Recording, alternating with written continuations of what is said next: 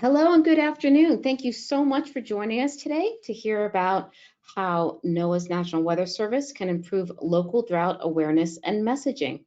Today we're kicking off the third jointly sponsored webinar series between the Weather Service and NIDIS, the National Integrated Drought Information System. And this particular webinar series will focus on strengthening the Weather Service drought toolbox. The purpose of this webinar today is to introduce field offices to the new Drought Information Statement templates and increase awareness of tools for Weather Service field office staff to access timely information related to on-the-ground drought impacts that can be incorporated. And so with that, I'll provide a brief overview of the webinar. Today we'll start with an introduction to the new Drought Information Statement, a product, again, issued that synthesizes local drought conditions, impacts, and outlooks. We will also hear from several weather forecast offices on their experience in using these new templates. And finally, we recognize that incorporating and sharing local drought impacts is an important component of these statements, in particular to the water resources and agriculture sectors. And so to help local offices in accessing this impact information, we've invited Dr. Helm Smith from the National Drought Mitigation Center to review sources of drought impact information, including condition monitoring observer reports. You are welcome to share your questions with our speakers in the question box at any time, and we will do our best to answer them within the webinar or after the webinar if needed. So quickly, my name is Meredith Knight, and I work at NOAA's National Integrated Drought Information System program. NIDIS was created by Congress in 2006 with a mandate to help the nation prepare for, mitigate, and respond to the effects of drought. We do this through a series of activities, including the development of regional drought early warning systems, or called DEWs, shown on the map here, and through support to improve drought predictions and forecasting, effective drought planning and preparedness, delivering information, and accessing the impacts and assessing the impacts of drought. All of NIDIS's work is done in collaboration with a wide range of partners at all levels, Weather Service being a really important partner, as well as other federal agencies. And lastly, NIDIS hosts the US Drought Portal on drought.gov, which contains a ton of information on drought conditions at national, state, tribal, and local levels. If you have not visited drought.gov yet, this is a great resource for your WFO. Please do. And also, if you haven't joined your respective regional DEWs, please consider doing so as well. Lastly, just to highlight a couple of areas where Weather Service and NIDIS has been collaborating, we've really tried to increase the accessibility to these drought information statements through improving access at drought.gov. We've also had a number of other webinar series to support you in terms of drought information and research, and we're working to improve drought outlook products. And so with that, it's my pleasure to pass this webinar off to my colleague, Maggie Hurwitz, who will lead today's presentation on drought information statements. Thank you so much, Meredith, and thank you to NIDIS for partnering with the Weather Service on this new webinar series. So yes, I'm Maggie Hurwitz from Weather Service headquarters, and I sit at the intersection between climate services and water resources services, the two programs and branches, and that's very important for drought.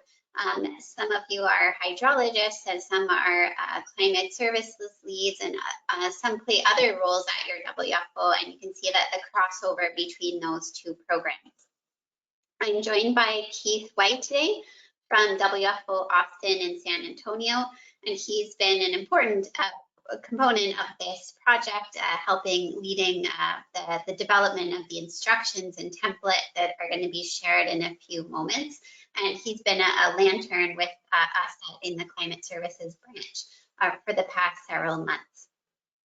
So today, as Meredith mentioned, we're going to provide an overview of the Drought Information Statement, or DGT, modernization effort, and really run through the new DGT format and template with you. Next slide, please. So we'll start with an overview of the modernization effort. How did we get here? Then we're going to hear from a couple of your colleagues who participated in a beta test or early test of this new format for the DGT this spring. Then set some expectations for those of you who are going to be future authors of the Drought Information Statement. Keith will run through how to prepare your WFO for experimental implementation of this new version of the DGT and how to complete the new template. And finally, we'll give you a preview of some regional graphics that we've been working on with the Drought.gov development team. So next slide, please. So many of you are familiar with the Drought Information Statement. That's why you're here. But for those less familiar, this is kind of an example of a recent Drought Information Statement. It's text-based, it's quite long, it's a lot of work for a forecaster to complete, and also it's just not very exciting or really displaying any of the graphics or other features that we have available in the 21st century, really. So that's all motivation for updating this product. Next slide, please. So what you're going to see in a moment with the template and the instructions are the product of a couple years of really extensive engagement with all of you across the U.S. On drought messaging. And a lot of this work began in June 2021 as part of the Western States Drought Workshop. So there, at the time, there was very severe and persistent drought in the West, and we wanted to hear from Weather Service colleagues and our regional partners on what they were experiencing, how they were using various drought tools, and how they were doing drought messaging. We started to collect feedback about the Drought Information Statement. And from there, we developed some kind of refined questions that we posed to focus groups and meetings across the country to understand kind of what are the challenges and opportunities for drought messaging. And this all led to drought messaging recommendations that were finalized in September of 2022. And that included some recommendations about how to modernize the DGT. Next slide, please.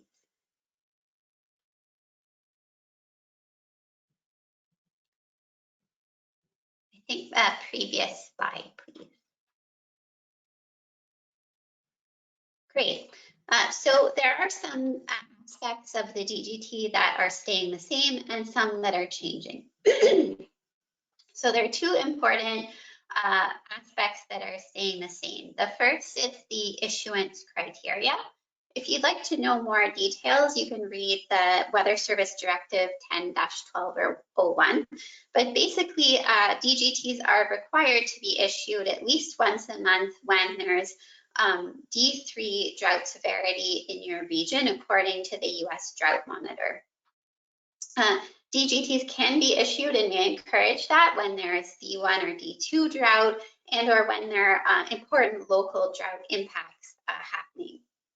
And there are some examples of that recently in the Northeast, for example. Some WFOs have issued drought information statements in the case of D1 or D2 drought because that was unusual for their region. There are also cases when WFOs have issued DGTs more frequently than once a month, say every 2 weeks or so, when there's been persistent severe drought. Another aspect of the DGT that is staying the same is the content. So we're still focused on the local and recent climate conditions, hydrologic conditions, drought impacts, and the drought outlook.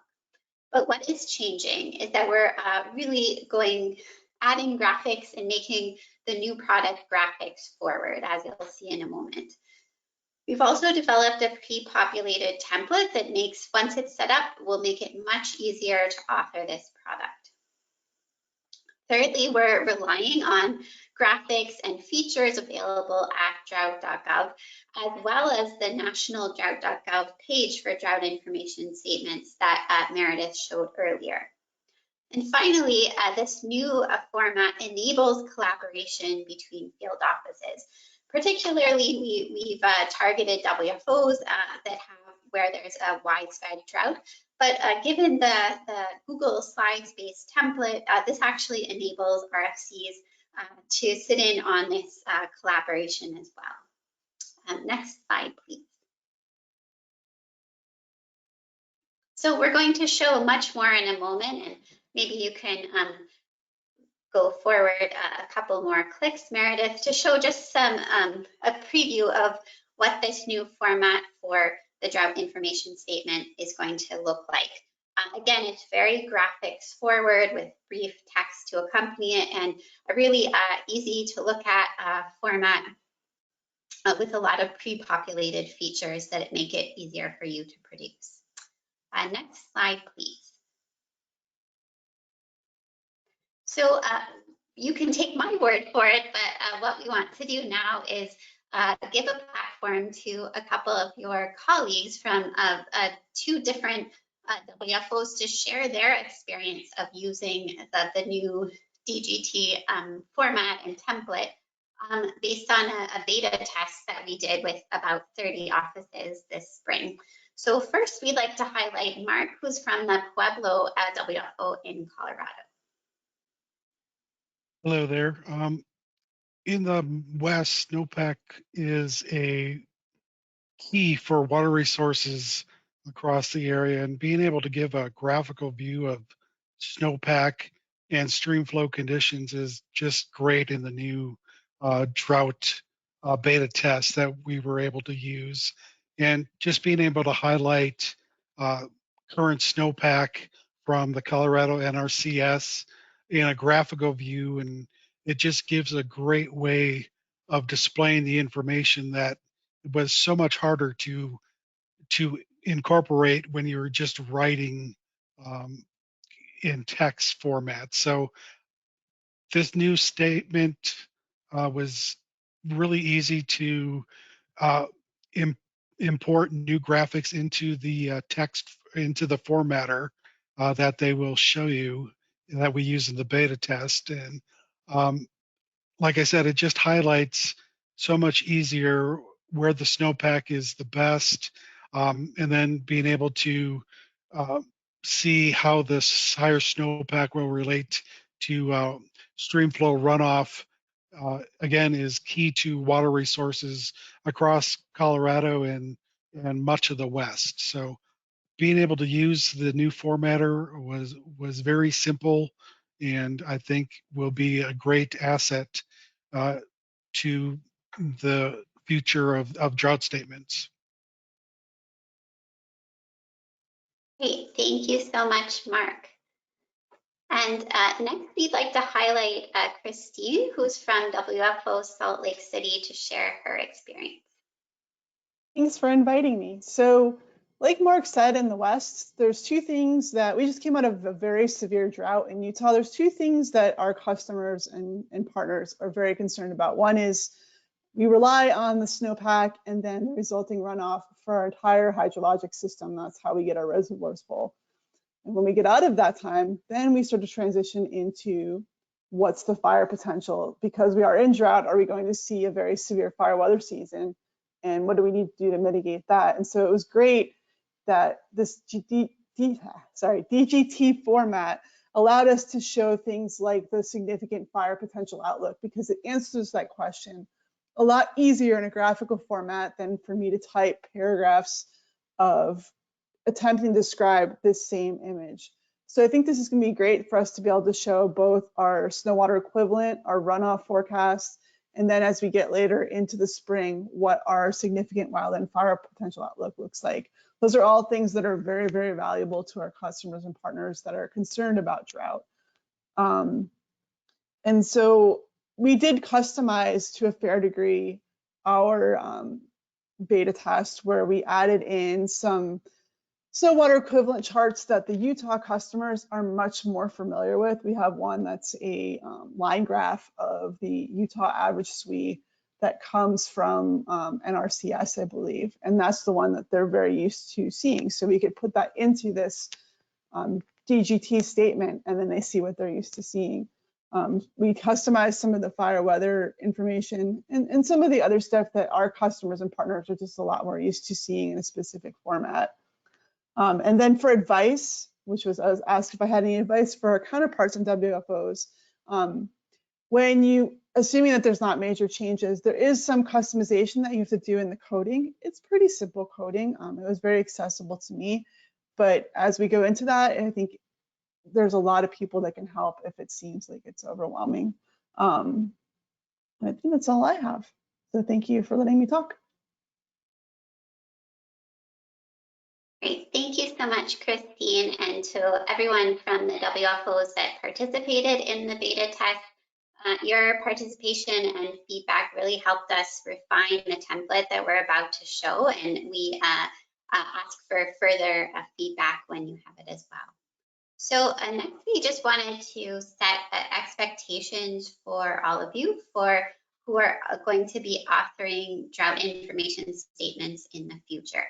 So actually, as Christine just said, the first expectation is that you might spend a couple hours customizing the Google Slides template for your WFO, and you'll need to set up a local web page as well. And this is all documented in our instructions documents. And Keith will go through some of that in a moment. A second, and this is not a new expectation, but it's really that you regularly monitor the local drought and hydrologic conditions. There are many resources for this, but you can start with the Drought Monitor, our US Drought Outlooks, and the many resources available at drought.gov, including state and regional pages, as well as sectoral pages, and of course our national page for drought information statements. If conditions are widespread, we ask that you consider reaching out to your neighboring WFOs to consider collaborating on a product. This is beneficial in two ways. One, it means less work if there's one product issued rather than perhaps two or three, if depending on the number of offices involved. But it also helps with producing a consistent drought message to our partners. When the issuance criteria are met for the DGT, then your job will be to complete the Google Slides template. There are 5 slides that are required. The title slide, the US Drought Monitor that details the current drought conditions, recent precipitation, a summary of impacts, and the drought outlook. And we really feel like this is the minimum amount of content that's important to share with our users and partners. But as Mark and Christine noted, there's optional content that you can add depending on your unique local geography, on the drought conditions, and which sectors are impacted.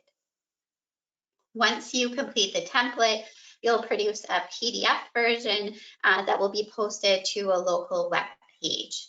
It's very important that you use the file naming conventions and the web page setup conventions that we've established, because this is what enables linking from drought.gov National Drought Information Statement page to your products. We should note that there may be a day or two delay in linking to the latest products because drought.gov looks for new products once a day. If you're finding more than a 2-day delay in having your products linked from drought.gov, please get in touch with us to make sure we have all the correct settings done. And finally, is that you can use all of the content you've created in Google Slides or the PDF version for your partner briefing. So there'll be no need to create new content. You can use the graphics and content that you've already created. So with that, we're going to go into some of more of the specifics of how to set up your WFO for success with this new format, and then how to complete the new template. So I'm going to pass it over to Keith.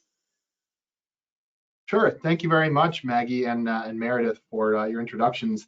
So there are 2 instructions documents related to this. The first one is for all of the setup process, which Shouldn't take longer than 1 to 2 hours, and I'll walk through a little bit of that here in a second. And then the second document is for instructions on when you're creating your product, on a once-a-month basis, or sometimes more or less frequently, depending on the status of your drought. Please read these carefully. They should have answers to most of your questions.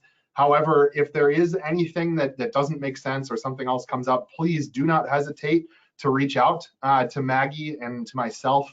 We are happy to help you make sure that you can utilize this to the best of your ability. So the steps for setup will start with just creating the web page on which we're going to host these PDFs. So almost everyone should have access to your office's CMS. You'll create a folder where you'll upload those PDFs, and then create a web page where you'll link to those PDFs.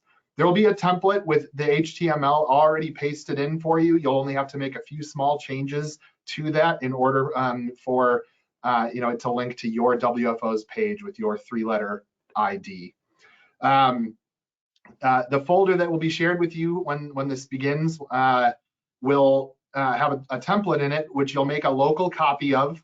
There is a naming convention, not just suggested, but laid out in the instructions for you to use. It's important that you stick to those naming conventions. And then you'll spend a little bit of time localizing that template. And I'll talk a little bit more about what that looks like in a second. That'll include some relevant information on the title slide, making sure that the slide footers say which area your drought information statement is for, and adding any other needed info, especially to the impact slides, because those are the ones where you have the most freedom to talk about the types of drought impacts that are unique to your CWA or your area. Next slide, please. So I know some folks aren't super familiar with coding. You won't really have to do any actual coding. What's here is the script itself that you'll need to edit, but all you really need to worry about is the links in red. The ones that are there by default for, say, slides 1 and 2 are the national level images. You'll just want to replace those links with the permalinked images for the area that you are interested in talking about, localizing those to your CWA, or if you're collaborating, maybe to a DEWS regional map or a state level map, etc. And you won't need to replace these links for every slide, just for the ones where the image that's there by default in the template is one that you're not planning on using in your messaging. Next slide, please. So it's pretty easy once you've done this setup to just run a script. It's called update images, and it does what it says it does. It updates all the images automatically. There are rare instances in which that script will fail, but the error message will usually be pretty clear as to what's happening. If you can't figure it out, again, I recommend reaching out to Maggie or myself, and we should be able to help you. We've, during the beta test period, had a few small errors that did come through. We were able to get those resolved for everybody. You'll want to also make sure that when you're sending these out every time, that you're updating the image captions to match the valid date of the images. This is important for screen readers, which can't read any of the text that's included in the .png or .jpeg. That way people who are not sighted can still get the same information as everybody else. Write short and descriptive text to accompany those images and data as appropriate, with your key messages, your main points that you'd like to get across to your partners that utilize these drought information statements. Once it's complete, we're going to save it as a PDF. The instructions will say, not just a regular, file save as PDF, but many of you will be hiding slides, and in order for the PDF to be saved with just the unhidden slides, you'll have to go through the print preview process. Again, this is laid out pretty clearly in the instructions. And then you'll just upload that document. It'll be saved with the file naming convention that includes the date. And once you've got this uploaded, you'll still be issuing an AWIPS DGT text product to link to this. And this is so that that information is still going out to the world, that there's an updated product. Many of you will have these set up to post in your new NWS Chat 2.0 channels, and eventually the plan is to have a new DGT formatter that's minimized so that it's just the the information we need. For now, use the one that is still in your AWIPS and just remove all the non-important information, only including the link to the AWIPS DGT, and maybe a next issuance date, and that's about it. Next slide, please. So I won't belabor this, but the instructions document also contains this table of all the slides. There are 13 in total, including the title slide, but again, only 5 of these are required.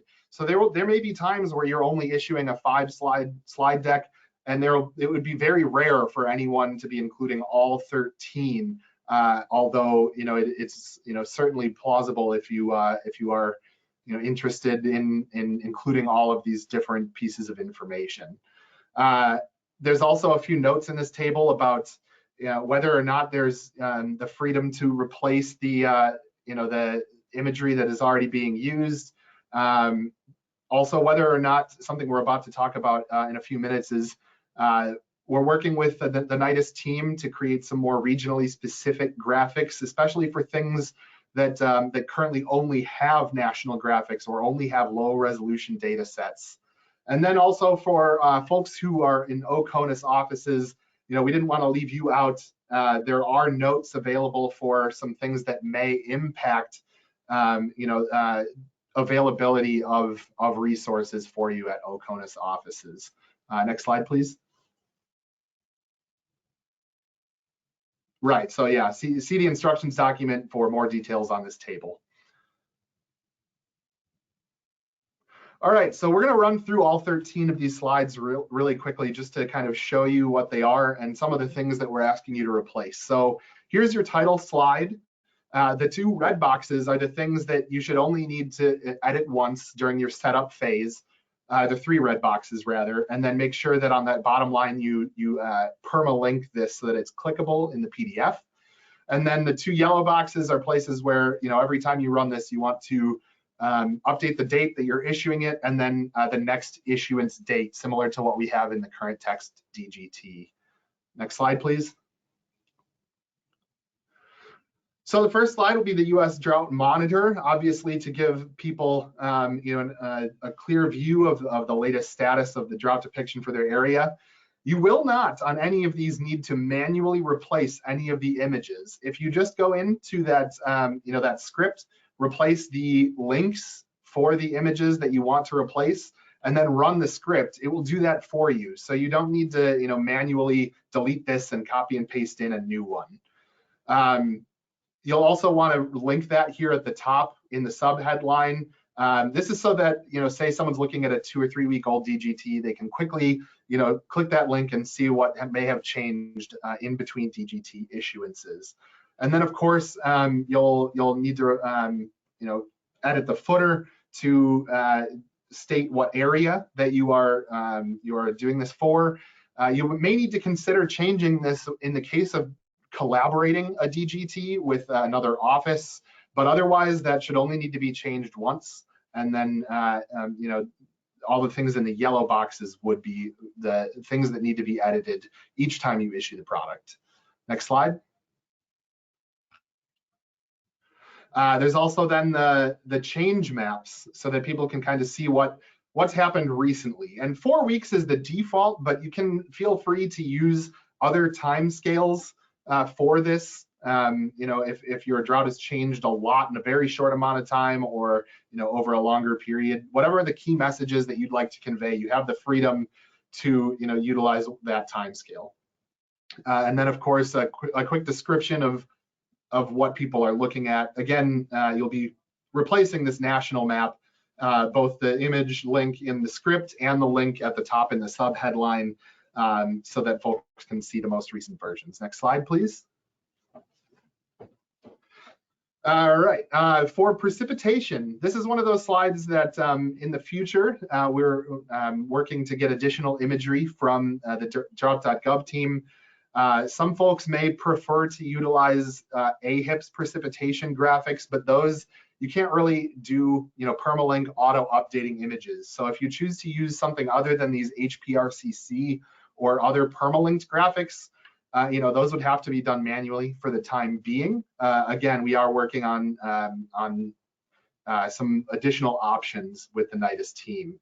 And again, the captions would need to be edited depending on what source you're using and for the valid date.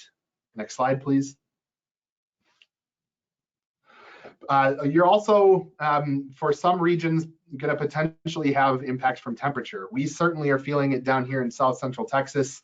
Austin's had 66 100-degree days, on our way to our 67th today.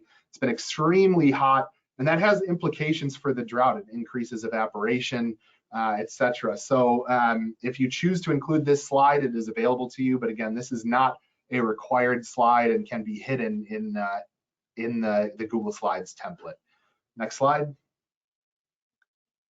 So the summary of impact slide, this one is required, but it's not the only impact slide available to you. We know there's a lot of different types of impacts, ranging from hydrologic to agricultural to fire hazards, etc. Try to keep any other impacts, to this slide, and you can also include any mitigation actions, such as water restrictions in the larger municipalities in your CWA, or you can also just be generic and tell people to kind of refer to their own municipalities as well. Next slide, please. And so here's where you can sort of get a little bit more cute with it and more customized to your area. So sort of, here in the hydrologic impacts is where Mark was talking about the snow water for the mountain snowpack, or, down here in Texas, we've had very, very low flows in our rivers. And so thankfully the USGS has these available, permalinked imagery. Anything that you can find that has a static link available to it, you can plug that in to the script. We do ask that you keep all slides to 2 images or fewer. We don't want to, over clog these things and make them more difficult for users to see and understand. For instance, if you go to the next slide, please. You can see for agricultural impacts, our office has included multiple slides on soil moisture or crop moisture index. Again, this slide is not required and can be hidden if you don't have any agricultural impacts to include. We also recommend if you have outside sources that you can link to do that as well. For instance, down here in Texas, we have the Crop and Weather Report from Texas A&M AgriLife, or I'm sure many of you are familiar with other local resources that you could include here in order to have more information for your users. Next slide. And then fire hazard impacts. On this slide and on another later slide, there are additional loaded imagery off to the side of the slide itself. So for instance, for the significant wildland fire potential outlook, all 4 months will auto load to the page. And then if you say you have nothing really important to talk about over the next month or two, but more significant wildland fire impacts are expected 3 months down the line, you could move that image over onto the slide. But don't delete any of the images or anything like that. It might break the script. You have to make sure that the same number of images that are on the slide or off to the side of that slide are the same number of images that the script is trying to load in, or it will fail. Again, this is another non-required slide, but especially you can see August 2023, a lot of different regions would be utilizing this to help message that we're expecting a continuation of above normal fire activity. KBDI is another potential resource for this slide for folks. I know we're lucky here in Texas to have some higher resolution KBDI, but whatever you use to message now, you can continue to use with this template. Next slide, please. Sevenday QPF, this is another one of those where we currently sort of only have national maps from WPC. We are working with the NIDIS team to get some more regionalized imagery for this. But you can see where we've utilized a box to sort of show the area of interest here in South Central Texas. There was no rain in early August, no rain in mid-August either. and then we'll sort of, as we move through the slides, go further into time and talk about the future of drought and the drought outlook. So next slide, please. Another recent tool available from the Climate Prediction Center is the Rapid Onset Drought Risk, which is updated every Thursday as part of the week 2 hazards outlook. This could be another tool in your toolbox for talking about heat and dryness leading to fast developing impacts in your region. Next slide, please. The long range outlooks, this is another one of those where we currently have the other versions off to the side auto loaded. So if you want to, if the next month is your more important message, you may want to include that. Or if the seasonal outlook is your more important message, you may want to include that. Also be careful when you do switch these images out to include the correct captions. And then those captions link to the most recent products. This slide is not technically required, but it can be used to set up and support the messaging of the drought outlook, which is the next and final slide. The one thing we ask is that whatever time frame you use on the drought outlook slide to make sure that it matches the time frame on this slide. So next slide, please. Right, so this would be your drought outlook. These are now recently available for the US Virgin Islands. Unfortunately, not for every OCONUS office. Again, we do have some thoughts and ideas on things you can use if you do not have a drought outlook available to you. But you can then include this final required slide to summarize the expectations for your region over the course of the next month or 3 months, depending on which time scale you feel is more important to address. And so that is all 13 slides. We can move on to the next slide, please, and talk just a little bit about collaboration with neighboring WFOs. So it's not a requirement that you do this, but it may behoove you to consider whether or not your drought is overlapping with neighboring WFOs, and maybe cut down on the workload for all of you by sort of collaborating with them. You can sort of work with your neighboring WFO to determine which a template you want to work in, and invite the other offices to comment and edit within that document. And then obviously work with them on the message for your region. Once that document is done, only one office then needs to save and upload that PDF, but every office that participated will still want to link that on their local web page and then issue the AWIPS DGT, each office individually, just so that all of our users are aware that this product is there and available to them. Obviously, you don't want to go on such a large scale that it becomes difficult. Like the whole state of Texas isn't going to be collaborating with 13 different WFOs on this product. But like, for example, the state of Montana has been doing this for a long time with their text-based DGTs and can continue to do so perhaps a little bit more collaboratively with this slide deck that everyone can be a part of. Next slide, please. Yes, and then lastly, special considerations for the OCONUS folks. Again, there's information available to you. You can consider stuff like using NMME imagery for temperature and precipitation outlooks to help message in areas where you don't have CPC products available. And that's about it. Next slide. All right, so the last thing to talk about is some of these regional graphics, and we wanted to show a few examples and then ask a few poll questions related to these. So if we move to the next slide, here's a pretty common, people have seen these a lot, HPRCC graphic on precipitation. And compared to AHIPS or to GridMet or to other data sources, it's relatively low resolution. And I've also noticed that it can be prone to errors from time to time. So it's not necessarily the most ideal product to use, but it is one that is available to us to permalink. Now, if we go to the next slide, we can compare that with a draft of a regional graphic created by NIDIS. Thank you so much to the NIDIS team for doing this. This one in particular uses data from GridMet And they plan to create these on 7-day, 30-day, 3 and 6 month total at a minimum. Total rainfall, also percent of normal, if that is something that you'd like to utilize to message the precipitation deficits in your region.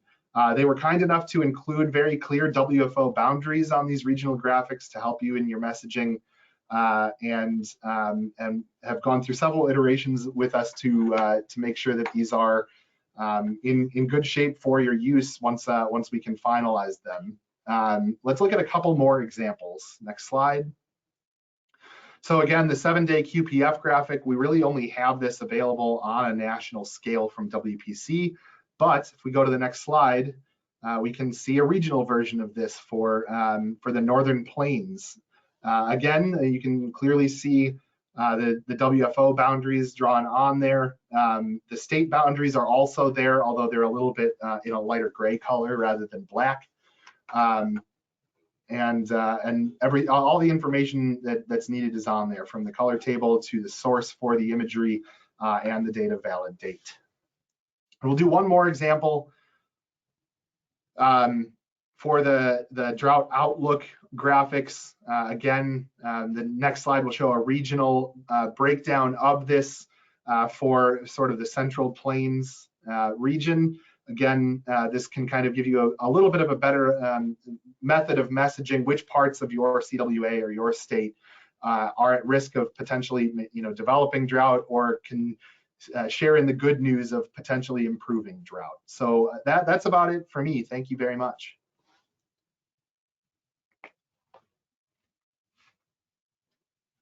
Thanks so much, Keith. Keith has been such an asset to this project, making sure that we're really focused on all of the details for the DGT template. So now we have a couple questions for you, based especially on the regional graphics examples that we just looked at. So the first question is, are these regional graphics with the WFO borders that we just saw an improvement over the existing graphics options? So please vote now.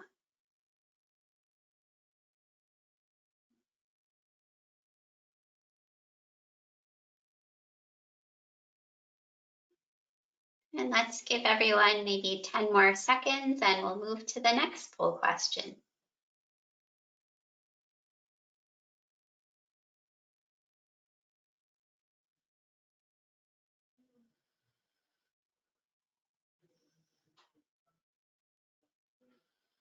Okay, thank you for all of your votes, and let's move to the next question. So the second question is more specific. So we're developing a lot of these regional graphics. Which of these drought indicators would you most like to see for our regional imagery? So is it important to see soil moisture, maybe more precipitation graphics, different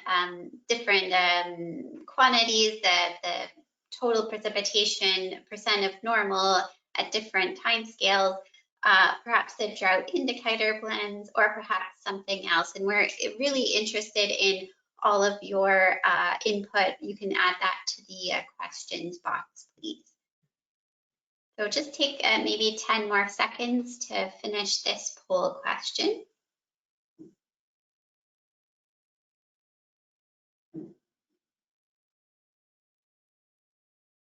Great, thank you all for your input, and you can continue to contact us through the webinar or by email if you have more feedback there.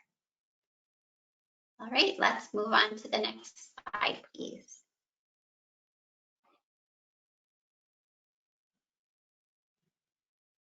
Yes, again, just to say, these are our email addresses. If you have more feedback or more questions about the regional graphics or the template, we welcome your comments or questions. Next slide, please. So we wanted to finish this section of the webinar on the DGT, reviewing what are the next steps. So at this stage, we're anticipating the PNS to be released and the start of the experimental implementation period for the new DGT to start on Friday, September 1st. At that point, we'll also be sending emails to the BLAB Drought Listserv and to your regional program managers, both for climate and hydro, with links to the folder that contains all of the important documents that we've talked about here. They're also linked from the PNS and the product description document.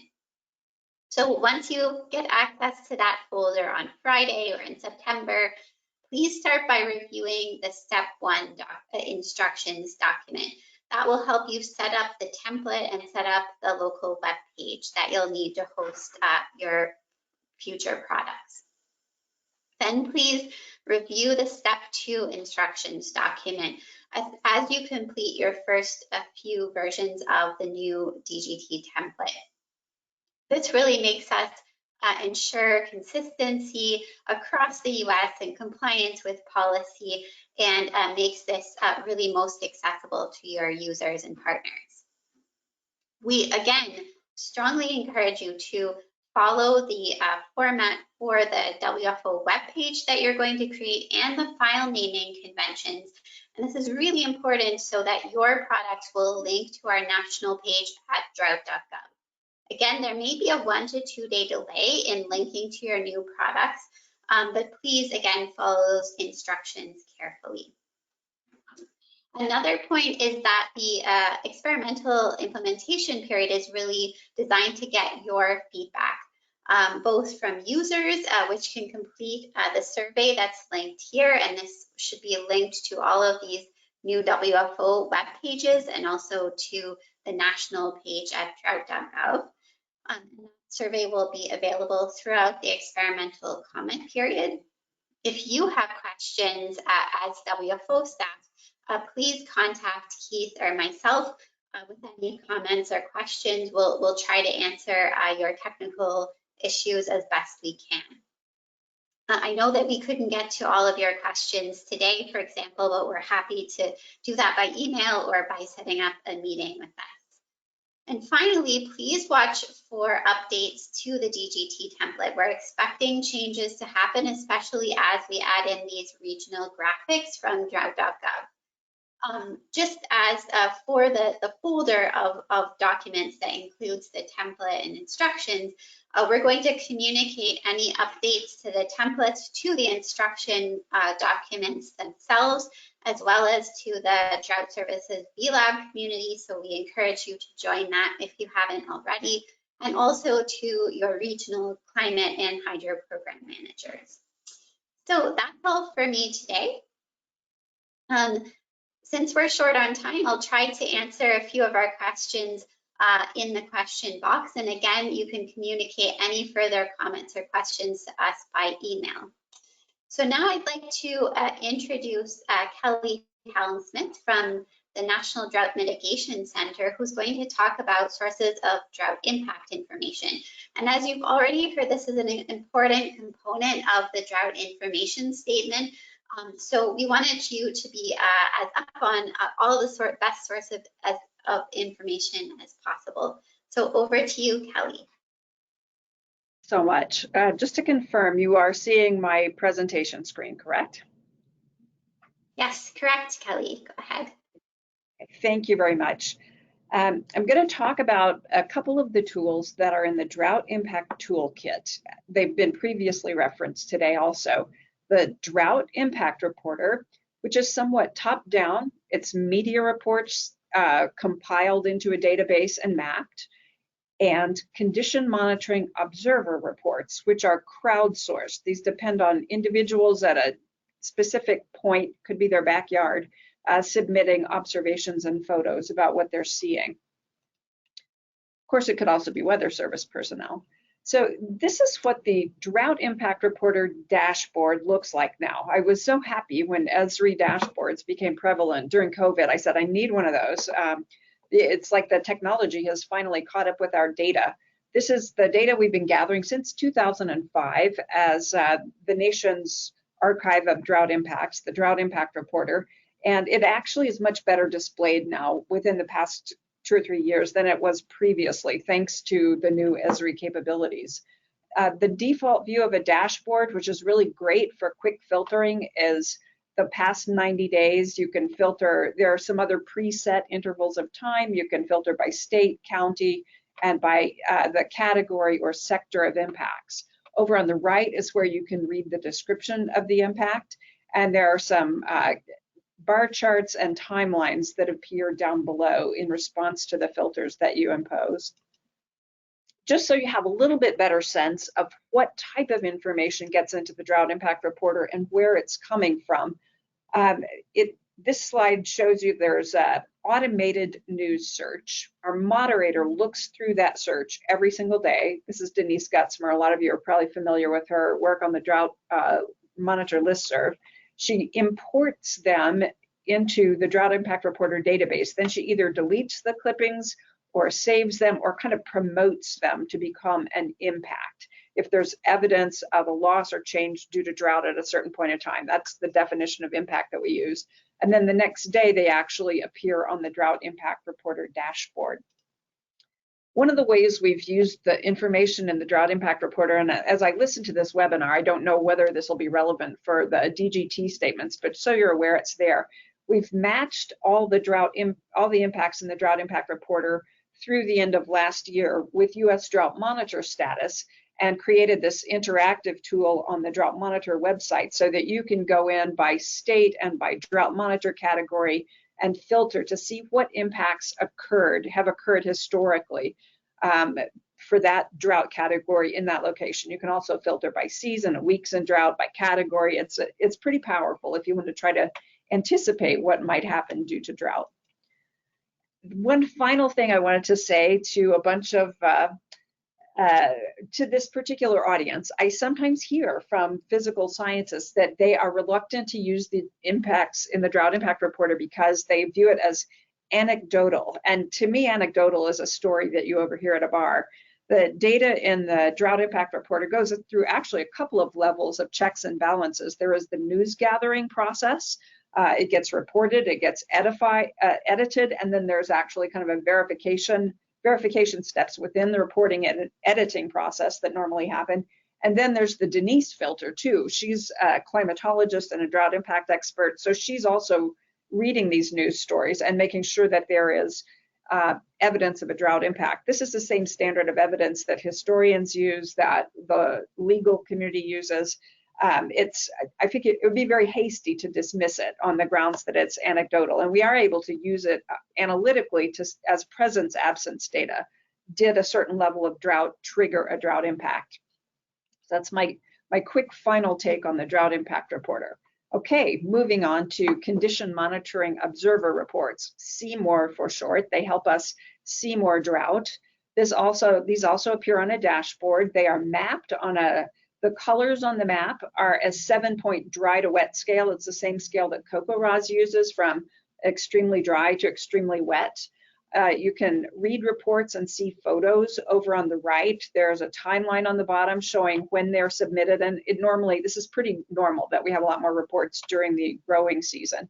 And then you can filter by state, county, how dry or wet it is, by reports that have photos. You can also filter by somebody's username if you're interested in what a particular observer has said, if you want to look at their stuff over time. That's another one of the filters that is available. CMOR reports have to work on 3 different levels. It has to make sense to the people at the grassroots level who are entering the reports. They need to feel like that's part of something meaningful. In order for that to happen, a lot of times that's because it is meaningful to a state drought assessment committee. Maybe the National Weather Service team is using their reports and drought information statements. If people can see and know how their information is being used, that helps. Of course, their reports are also visible to US Drought Monitor authors, but my sense is that the Drought Monitor authors tend to prefer if the CMOR reports are one piece of the evidence that a state drought assessment team or individual is looking at in their recommendations to Drought Monitor authors. The Drought Monitor authors really mostly don't have time to read the individual CMOR reports. You can get to all things CMOR on the CMOR landing page. It works on desktop and on mobile. The things you can get to, there's a social media library that you might find helpful. If your area starts to go into drought, you might want to tweet one of these images, and there's some recommended text along with it also, just saying, hey, it's drying out in Wisconsin or Louisiana or wherever you happen to be. Could you please help us understand how that is affecting you? There are just a couple of hints I'll give you for getting started with the mobile app. And honestly, I encourage you all to just try it once or twice, so that you're familiar with that process. Most apps, they ask you to sign in, or when you download the app, they get you to create a login. In this case, there's a workaround to avoid having to create a login. You need to go down to the bottom of these options and continue without signing in. And you need to download the app and then the survey. Once you get it working the first time, it's pretty slick, but it takes, like any other app, a little bit of attention to use it the first time. The default view of the dashboard is year to date. You can drill down into any of these points to see what the people are saying and see if there are any photos. We have several tabs across the dashboard. One of them is 2018 to yesterday. 2018 is when we started. Yesterday is because there's an overnight process that adds the US Drought Monitor intensity. So if you wanted to go back and say, what did people say about drought anytime my state was in D3? This would let you do that. You can actually scroll down on the left of this panel to select by the drought intensity level, by the drought monitor intensity level. And sometimes that's different from what people subjectively say on the dry to wet scale. We have all these different detail panels because the questions have varied slightly over time. It's been pretty stable for the last year or two, but we wanted to let it evolve. Darn it, some of these are self-advancing. Sorry about that.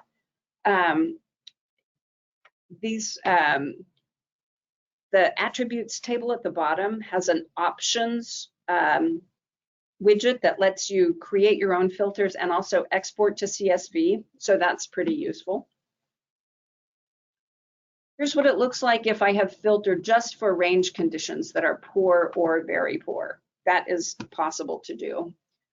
You can also go back and look at past drought monitor levels, but be sure that you are using the layers correctly and you're opening the time slider and using that widget to make sure you're only looking at 1 week of the drought monitor at a time, because otherwise it's messy and not very meaningful.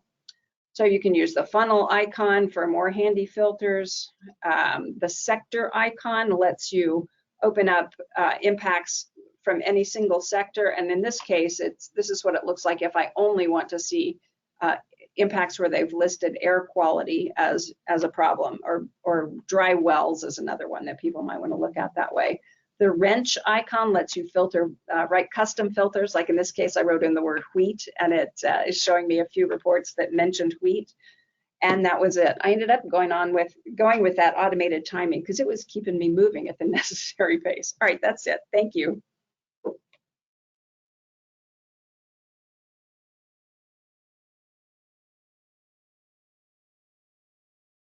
Thank you so much, Kelly, and we really hope that you'll use all of these resources in your drought information statements. So I think back to Meredith to close out our webinar. Fantastic. Thank you so much, Kelly. That was amazing.